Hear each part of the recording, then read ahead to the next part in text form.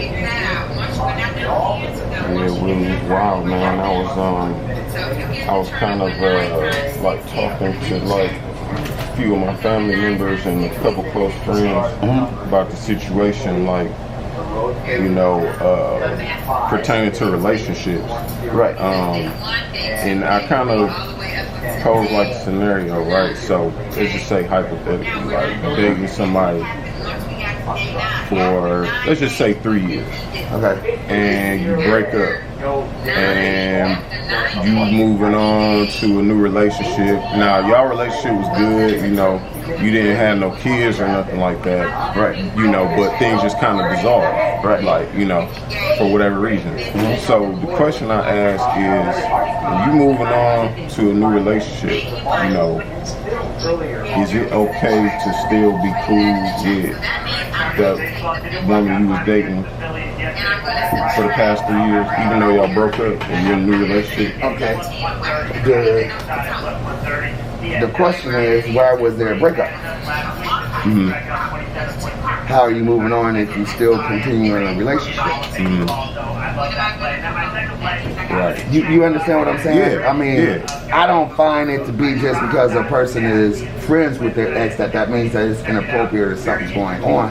But it's also about where that person's at with their character and their spirit. If they're being honest about if they're actually over with someone. Because we also know that love has no direct on and off switch. It's nothing that you actually control. Right. So is it safe as far as in moving forward in a relationship, not knowing if that switch will turn on and off? Right. When it's we do have a chart that said it has been on before. Right. So why would it be actually sensible to be friends and have the person that you're in a relationship newly be confident that there's nothing going to happen because you have no control over it anyway? Right.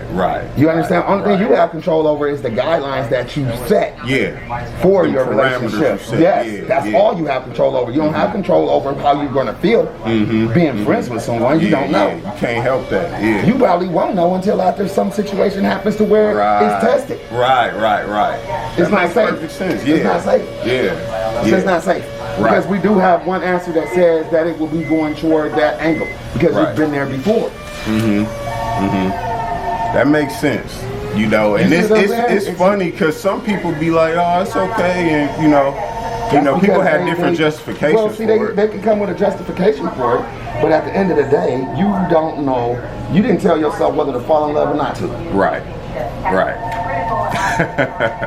That happened from doing what? Spending time. Right. Being friends. Agreeing with things. Getting to know each other. Getting to know each other. You get what I'm saying? Oh, That's what that happens from. Right. Then all of a sudden, you don't know that you actually have feelings for this person until actually something happens to interrupt those feelings. Right. You get what I'm saying? It's like something threatens that communication or something threatens that relationship. Now all of a sudden, it's like, oh, wait a minute. I didn't know I felt this way. Right. You get what I'm saying? Because if you had control over it, then you would be able to know when to stop or when to go. Right. You don't know that because we don't have control over love. So therefore, you set perimeters up to protect you, and out of respect for the person that you're in a relationship with, you set those perimeters up to keep that security as much as you can. Right. Because there's no way of being able to say that it still won't happen. Right. But it's saying that you're not going to put yourself in positions for it to happen. Exactly. Like carry some friendship tale like that because it makes you too. That's intimate. That's what I was actually going to ask you. Like when you spoke on parameters, like, would you say it's important to communicate with the new person that you're dealing with, or just not say nothing? No, I say it's important to communicate with the new person you're dealing with, so that person can understand what they're dealing with. Right. See what I'm saying? Because now they can make a choice based off of that. Because if this is some type of dilemma, whether you need to have a relationship with your friend or not, you're not ready to really move on. What you hanging on to? You see what I'm saying? You're hanging on to a bridge to car back up to get back over for one of you to get back over the bridge. Right.